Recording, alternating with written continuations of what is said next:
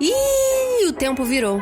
A gente deveria viver num mundo em que as relações ecológicas pautam as relações econômicas e não o contrário. Adianta a gente se dizer feminista e ter práticas que possam violentar outras mulheres, outras espécies ou violentar a natureza. Então, muitas viroses emergentes, fruto só ligado a desmatamento mesmo. A Amazônia é uma biblioteca de Alexandria cujos livros nós estamos permitindo que se toque fogo. Sim. Pensar a ecologia é pensar as formas de relação, de produção, do comer, do nutrir. A revolução será divertida ou ela não será.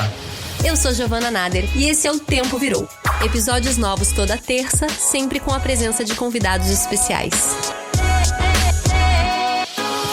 Oi, gente! Como vocês estão? Mais um episódio do Tempo Virou no ar e o nosso segundo episódio dessa temporada. E hoje a gente vai falar de um assunto que tá na boca de muita gente. Aliás, de todo mundo, que é comida. Vocês já notaram como a gente fala de alimentação aqui, né? A alimentação tá na base de tudo. E por mais que a gente fale que comer é um dos direitos mais básicos e vitais da humanidade, a gente também sabe que esse nosso sistema econômico não consegue assegurar condições dignas de alimentação para uma grande parte da população. E que então comer acaba sendo muitas vezes um ato de resistência. Primeiro porque existe um problema sério de alocação nesse sistema. Tem um dado assustador da FAO, que é a organização da ONU que trata da desigualdade alimentar, que diz que no Brasil, enquanto 5,2 milhões de pessoas passam fome, 26,3 toneladas de alimentos são desperdiçados todo ano. Outro ponto é que esse sistema é pautado por um modelo de produção que não produz comida saudável. Muito pelo contrário, se produzem sistemas de monoculturas, alimentos que chegam na nossa mesa entupidos de agrotóxicos, de hormônios, verdadeiros venenos para a nossa saúde e para a saúde do meio ambiente. Isso sem falar dos transgênicos. Então, para resumir, é um sistema que se produz muito e desperdiça muito. Alimentos de baixa qualidade, nocivos à saúde humana e, o que não é novidade, provoca um monte de efeitos colaterais ao meio ambiente, como a destruição da fauna e da flora, a degradação do solo, dos recursos hídricos, da camada de ozônio e por aí vai. Então, é só por isso mesmo que a gente fala tanto de comida por aqui, porque engloba temas muito importantes. E o bom é que a gente pode trazer muita gente legal para falar sobre. Na temporada passada, a gente fez alguns episódios sobre isso. Falamos de reforma agrária e produção agroecológica com Luiz Arref, coordenador do MST. Em outro episódio, a gente conversou com a nutricionista Bruna Crioula, que tem uma visão muito bacana sobre a nutrição a partir de um ponto de vista socioambiental e da antropologia do consumo. Quem não ouviu esses dois episódios, eu particularmente recomendo porque eu gosto muito, né? Eu sou suspeita, tudo bem, eu gosto da temporada inteira, mas eu garanto que vocês não vão se arrepender. E a pessoa incrível que a gente trouxe aqui hoje, poxa, que honra ter ela, uma felicidade enorme. Bela Gil! Bela é culinarista, ativista alimentar, comunicadora, mestre em Ciências Gastronômicas pela Universidade de Ciências Gastronômicas da Itália, com ênfase no Sistema Global de Alimentação. Bela também tem o seu canal no YouTube e é apresentadora do Bela Cozinha e do Refazenda no GNT. Bela, querida, muito obrigada, que bem-vinda, que honra você aqui no Tempo Virou. Oi, Giovana, obrigada, é uma honra, um prazer estar aqui, falar desse assunto, para mim é sempre muito agradável. Eu digo agradável para poder passar informação e conhecimento para as pessoas, né? Não necessariamente o assunto em si é agradável, mas obrigada, adorei o convite. A gente que agradece. Bela, e a gente trouxe aqui essa ideia de que comer é um ato político, né? Que é uma frase muito conhecida, mas que eu já vi sendo usada em muitos sentidos diferentes. Então eu queria, só pra gente ir esquentando o tema por aqui, que você falasse sobre como que você entende essa frase, considerando o mundo que a gente vive hoje. Nossa, começou com uma bomba. Exato, essa frase tem muitos sentidos, mas eu acho que, assim, eu também uso bastante essa frase porque eu acredito no poder transformador do alimento, né? E eu acho que se tem uma ferramenta que pode realmente ajudar a gente a melhorar o mundo, né, dentro da gente, eu digo, por exemplo, a nossa saúde individual, a nossa saúde coletiva, mas também no sentido mais macro, né, como transformar o planeta para melhor, é a comida, porque a gente come pelo menos 3 vezes por dia, é algo que está no nosso cotidiano e que afeta muitas coisas à nossa volta, né? Então, eu uso muito esse termo por causa disso, porque eu acho que as nossas escolhas alimentares, elas têm impactos, né? Pode ser positivo, negativo, na nossa saúde individual, mas no coletivo e no meio ambiente. Só que aí vem uma questão muito importante. Quando a gente fala que comer é um ato político, poxa, legal, comer é um ato político para mim, é um ato político para você, Giovana, muito provavelmente para os ouvintes que estão nos ouvindo agora, mas e quem não tem aquela possibilidade de escolher o que comer? Então, eu acho que é muito importante a gente refletir esse termo em relação ao acesso à comida. Eu, Bela, procuro, né, consumir alimentos agroecológicos, orgânicos, que não tenham sido cultivados com veneno, porque eu acho que isso é ótimo para mim, para minha saúde, para a saúde dos meus filhos, da minha família, mas ao mesmo tempo porque eu acho que é uma forma de eu respeitar o meio ambiente, de eu proteger o meio ambiente, de eu proteger aquele agricultor, né, que está produzindo aquele alimento, que não precisa estar se envenenando, inalando aquele veneno e tudo mais. Então, poxa, eu tenho essa escolha, né? Eu tenho esse conhecimento, eu tenho acesso a esse conhecimento, mas eu também tenho o acesso financeiro e o acesso físico a esse alimento. Ou seja, eu tenho todas as oportunidades possíveis para fazer com que o comer,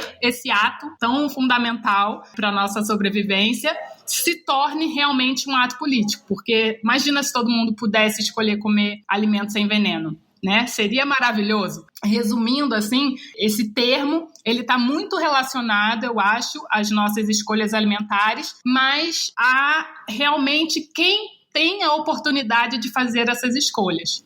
E lembrando que a política, infelizmente, que a gente tem hoje, né, falando ainda de política, ela adota um modelo de produção totalmente convencional, que muito impulsionado pela bancada ruralista no Congresso, né, que inclusive continua inviabilizando que se difunda modelos alternativos. Eu queria que você desse uma visão geral sobre esses modelos alternativos que você defende, né, que é a produção agroecológica, agricultura familiar, alimentos orgânicos, cultivo de punks. Pois é, tem muita possibilidade, até mesmo um dado interessante, né? A própria FAO, ela reconhece que a agricultura em si, ela é responsável por mais de 20% das emissões de gases de efeito estufa, né, globalmente falando, ou seja, a agricultura ela tem um impacto ambiental muito grande, né? Mas ao mesmo tempo, é através da agricultura que a gente pode reverter esse processo, porque eu enxergo num sistema regenerativo, né, da agricultura regenerativa, como é o caso da agrofloresta, por exemplo, que a gente consegue sequestrar carbono, a gente consegue melhorar a qualidade do solo, a gente consegue aumentar a diversidade, né, e a biodiversidade do lugar. Então, com isso, a gente consegue, por exemplo, não só mitigar, né, o aquecimento global, como a gente consegue reverter, a gente consegue resfriar o mundo se a gente mudasse, por exemplo, a forma como a gente produz alimentos. Mas, obviamente, que existem muitos interesses por trás que fazem com que essas alternativas ainda permaneçam como uma forma, na verdade, de resistência, né? Você conhece também muitos produtores e produtores orgânicos e agroecológicos e agroflorestais e tudo isso, e são pessoas que têm que estar ali, né, batendo de frente com o sistema, porque o sistema global, né, alimentar, ele está muito pautado numa economia capitalista que não funciona para todo mundo, né? Onde, por exemplo, a gente tem o Brasil, que é um grande produtor de alimentos, mas é um grande produtor, na verdade, de commodities, né? De soja, de milho, né? A gente, né, vive se gabando que, poxa, o agronegócio, ele leva o Brasil nas costas, olha o PIB, como é importante, como ele segura o PIB e tal e tal.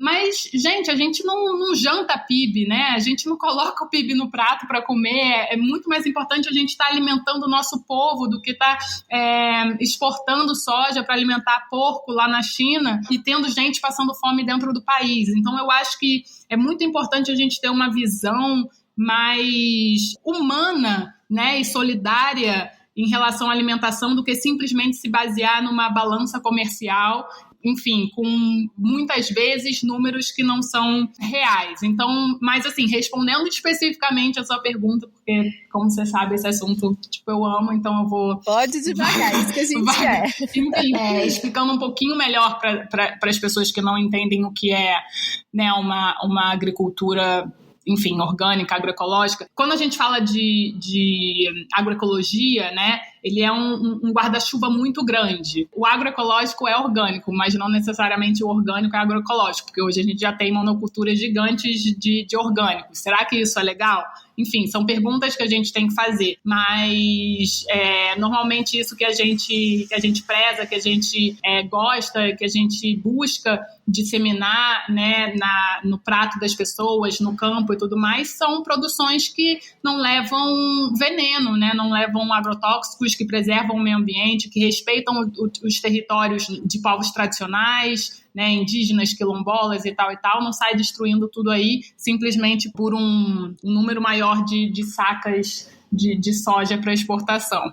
E pensando em difundir essa alimentação orgânica, agroecológica, é preciso que o Estado entre pesado nessa, porque o que a gente vê é não só a falta de políticas públicas nesse sentido, como também a implementação de outras políticas que vão na contramão disso, como a gente está falando, que desincentivam total esse tipo de alimentação, né? É isso que você falou, destrói saberes ancestrais, regionais, sobre a comida, padroniza o nosso consumo alimentar, e que vai fazer com que a grande massa da população consuma alimentos de baixa qualidade. E aí, pensando nisso, e eu vejo que você é muito engajada na sua comunicação em aprovação ou não de PLs que estão desincentivando todo esse consumo de alimentos agroecológicos, que tipo de política que você acha fundamental, que você gostaria de ver sendo aplicada pelos governos nesse quesito alimentar? Eu sei que são muitas, mas algumas políticas que você pudesse falar, ai, nossa, que sonho seria se... É outra pergunta difícil, assim, com uma resposta complicada, mas eu acho que, assim, é importante a gente entender, muitas vezes, as pessoas não têm noção de da onde vem a nossa comida, né? Eu muitas vezes saio dando palestras e tal, e faço essa pergunta, da onde vem a nossa comida? As pessoas, do agricultor, ou da feira, do supermercado, mas poucas vezes eu escuto a resposta da terra, né? Então, quando a gente fala de democratização da alimentação saudável, de produtos orgânicos e agroecológicos e tal, a gente tem que pensar que a gente precisa democratizar o acesso à terra. É de lá que vem o nosso alimento. Quando a gente fala em democratização da terra, a primeira palavra que vem na nossa cabeça é a reforma agrária. É uma política importantíssima que a gente precisa prestar mais atenção, que a gente precisa pressionar mais os governos para que isso se torne uma realidade. Sim, é muito necessário que todos tenham acesso a um pedaço de terra para produzir alimentos. É assim que a gente vai conseguir descentralizar o poder, né, da nossa alimentação. Hoje em dia, as pessoas passam fome não é por falta de comida, porque o poder e a distribuição, eles estão totalmente centralizados. Então, a gente precisa começar ali na raiz do problema, que é a democratização do acesso à terra, através de uma política de reforma agrária. Então, acho que essa é a primeira. E uma outra questão que eu acho importante também de se falar é que, como você colocou, o Estado sim precisa pegar pesado em relação a políticas alimentares e de acesso à terra e tudo mais, porque não cabe muitas vezes só ao indivíduo, né? A gente não pode colocar a responsabilidade simplesmente no indivíduo para comprar produtos, enfim, bacanas, porque não é o suficiente. Então, sim, o Estado tem que entrar. E aí, eu me lembro de algo que, enfim, acontece no Brasil que é revoltante, que é a isenção de imposto, né, isenção fiscal no setor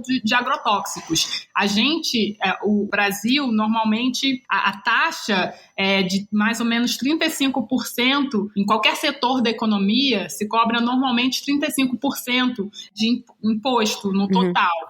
No setor de agrotóxicos, eles só pagam 5%, ou seja, tem uma isenção de 30% de taxa de imposto nesse setor, e o Brasil, com isso, deixa de arrecadar 10 bilhões de reais por ano. São 10 bilhões de reais por ano que o governo está subsidiando esse setor. É algo, assim, inconcebível, porque o Brasil está deixando de arrecadar um dinheiro muito necessário, que poderia estar sendo usado, enfim, para diversas coisas, e eles estão unindo, eles estão incentivando na verdade, o uso desses venenos nas plantações e tudo mais. Então, eu acho que, com certeza, como você falou, a gente precisa muito de políticas públicas para resolver esse problema. E eu dei aqui 2 exemplos que eu acho fundamentais para a gente, pelo menos, começar a conversar sobre esse assunto. E é isso, a política é sem dúvida central, né? Tanto que a gente quis começar aqui trazendo esse ponto. Mas agora eu quero refletir com você sobre outro ponto, porque eu sei que você também questiona e é questionada sobre isso, assim como eu, que é o papel da mudança individual. E, enfim, né? A gente escuta muito que a mudança individual não resolve nada. Então, economizar água não adianta porque o agronegócio e a indústria gastam 90% da água. Eu sei disso, mas e aí? A gente vai fazer o quê? A gente vai abrir a torneira e deixar a água correr, né? O lixo também.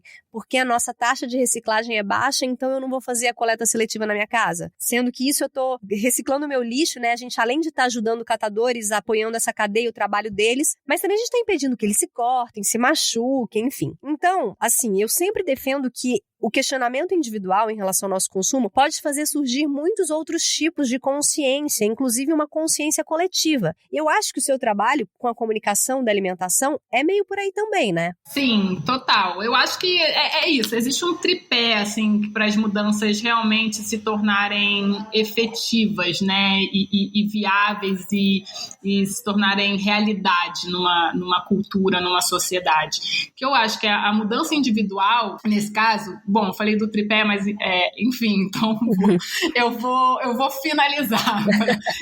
A gente precisa da mudança individual, a gente precisa da mudança coletiva, que aí eu diria que é uma mudança social, e a gente precisa de políticas públicas que vão incentivar a mudança individual, que vai gerar mudança social. Não sei se deu para entender, sim, mas total. Uma coisa leva a outra. Então, sim, a mudança individual ela é muito importante, mas só ela não é necessária. Só que a gente vive, né, em sociedade. Eu vejo isso muito como, por exemplo, o que aconteceu com o meu programa, com a minha figura, enfim, com a minha pessoa, né, na sociedade brasileira. 10 anos atrás, as pessoas me achavam bem esquisita, assim, e hoje eu vejo que muita gente tem concordado comigo, pessoas que, na verdade, achavam que o que eu falava 10 anos atrás era muita loucura, e que, na verdade, hoje até agradecem e falam, nossa, Bela, acho que talvez eu não estava preparada para ouvir o que você, né, falava naquela época e tal, mas hoje, muito obrigada pelo seu trabalho e tudo mais. Então, assim, a mudança individual,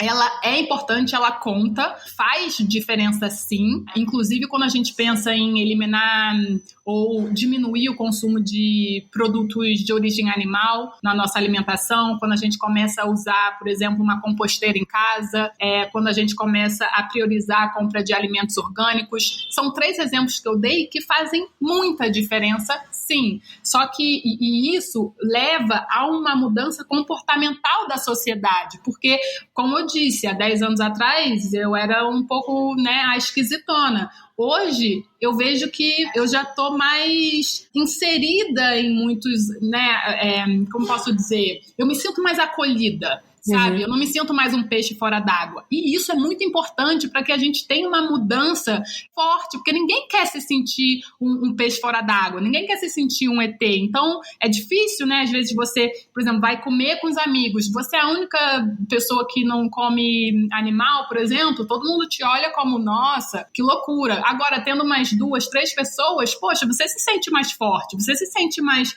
acolhido, você se sente mais confortável, né? Isso eu falo muito em relação à alimentação infantil. É impressionante como isso também muda muito, né? A criança sendo a única que come, enfim, vegetais e gosta de um prato de arroz, feijão e vegetais, né? Se todo mundo olhar para ela como, nossa, que incrível, como você come bem, a criança vai se sentir, né, um pouco fora do tipo assim, acho que eu tô fazendo alguma coisa errada, porque todo mundo olha para mim esquisito. Então, se todo mundo comesse desse jeito, né, se mais pessoas comessem desse jeito, a gente se sente mais acolhido. Acho que essa é a palavra. E com isso a gente se sente mais confortável para continuar naquele processo.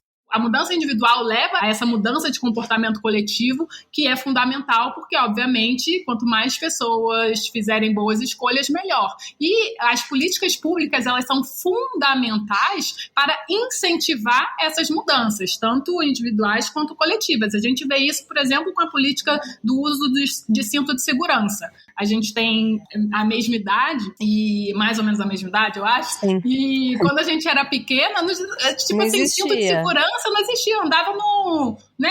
A gente andava, sei lá, no porta-mala, voltava da praia no porta-mala do carro. Hoje, isso é, assim, algo absurdo. Então, como não reduziu, quanto que não reduziu o número de mortes no trânsito por causa dessa única política pública de uso obrigatório do cinto de segurança. A mesma coisa mais recente que a gente viu foi a política pública em relação ao consumo de cigarro. Políticas que, né, limitam o uso dessa substância em muitos locais e tudo mais. A mesma coisa tem que acontecer para o consumo de produtos ultraprocessados, né, de açúcar.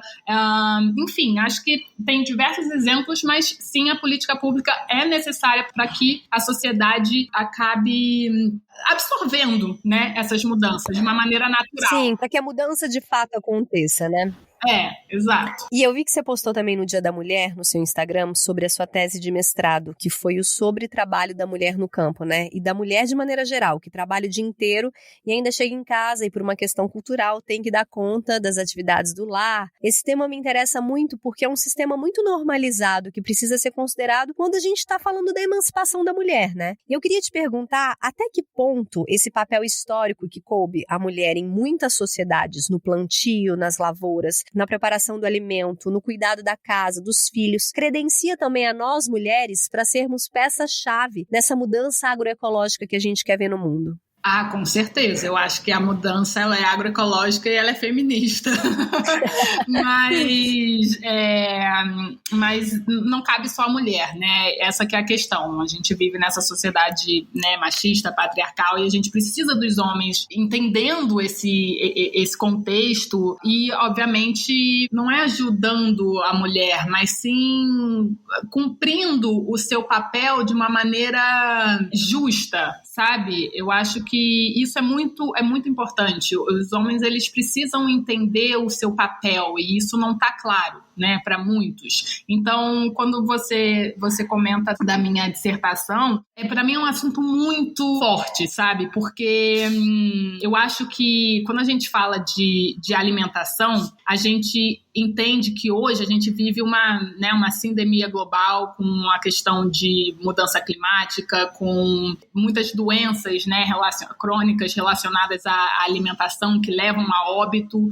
São muitos problemas e também a desnutrição, né, a fome. Então são esses 3 problemas que a gente, hoje na literatura, a gente chama de sindemia global. Eu vou repetir porque eu acho que ficou meio...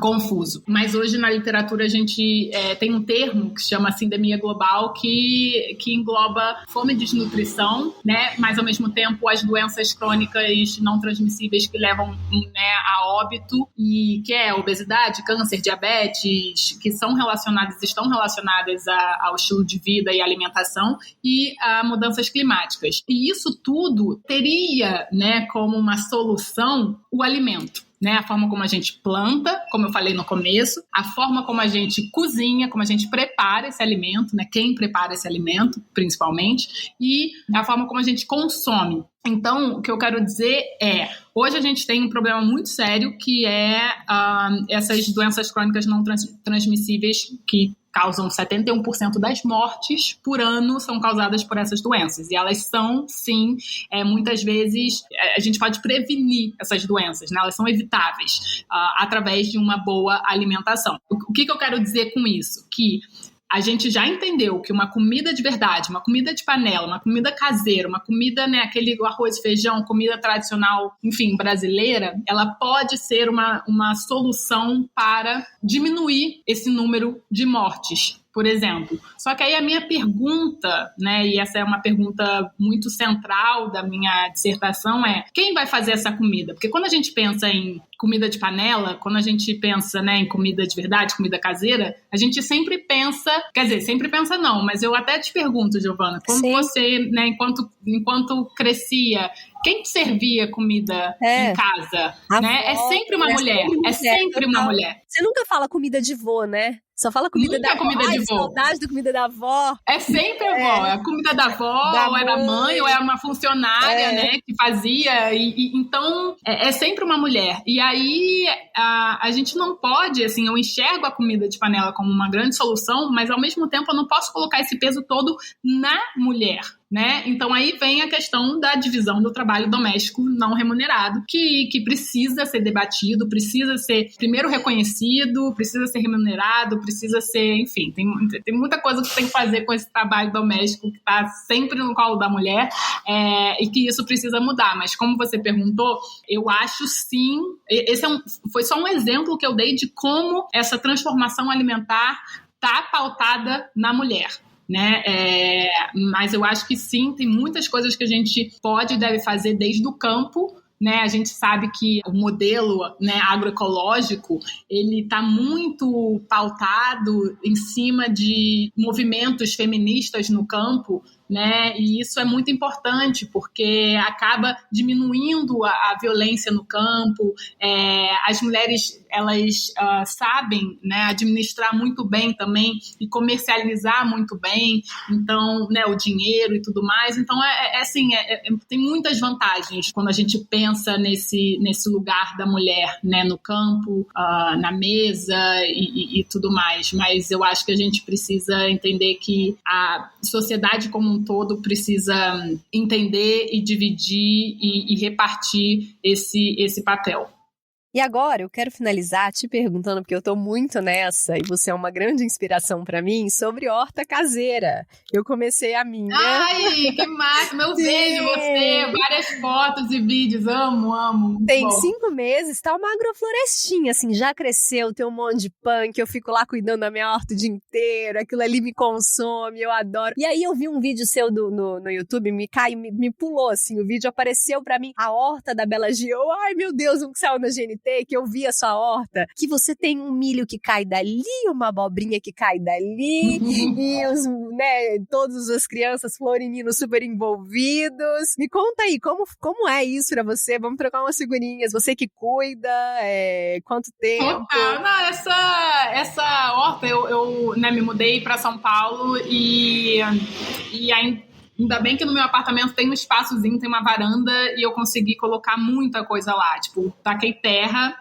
e planta, porque eu preciso dessa proximidade com a terra. E também muito por causa das crianças. Eu acho que criança que cresce em contato com a natureza e principalmente em contato com a produção de alimentos, aquela criança que sabe de onde vem um tomate, sabe? Que sabe como cresce um maracujá, como cresce uma alface, eu acho que é fundamental. Isso faz com que a criança tenha mais afinidade e mais cuidado com as plantas no futuro, né? Eu acho que quando a gente reconhece algo, quando a gente olha na rua, vê uma árvore, reconhece o nome, a gente acaba que essa afinidade faz com que a gente tenha menos possibilidade de derrubar essa árvore, sabe? A gente fica com, sei lá, um apego maior. Total. Que nem, sei lá, quem vai criar galinha e aí dá o nome pra galinha não consegue matar depois. Tipo isso.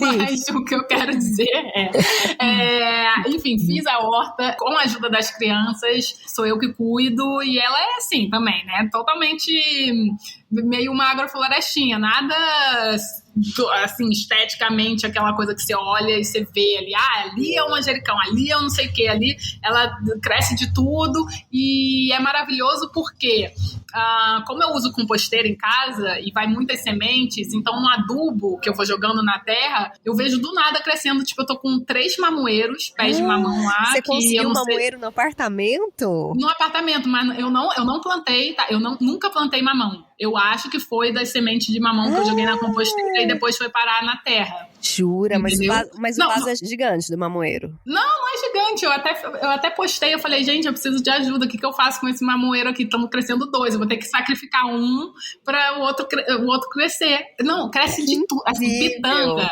É um negócio louco. Pitanga, tomate. Eu nunca plantei tomate lá na vida. E dá tomate, muito tomate, que eu acho que também... Eu tenho 2 polinizadores, digamos. Polinizadores não, como é que fala? Disseminadores de semente. Que é o Nino, porque ele come 1000 coisas e vai jogando lá. E aí, aos poucos, eu vejo, tá crescendo um tomate, tá crescendo não sei o quê, tá crescendo... E os passarinhos. Então, é maravilhoso isso, porque eu nunca... Juro, eu fico vendo as coisas assim, eu falo, gente, mas como que tá nascendo uma mamão aqui se eu nunca plantei? Como nasceu esse tomate? E dá, tá? Assim, tomate, dá muito tomate. É a coisa mais linda. Então eu fico, nossa, eu tô assim apaixonada, como você, assim, esse seu entusiasmo. Não, eu tô monotema, eu só falo disso. Me conta um pouco da sua. A minha, e eu só falo a minha horta, eu falo minha, numa boca cheia, sabe, como é propriedade minha, assim, que eu plantei, eu cuido, eu coloco minha energia. A minha, eu fiz com uma galera do Rio, é especialista em punk, é organicidade, e a Carpe. Eu conheço a Alice, ela é muito fofa. E o Daniel, o marido dela.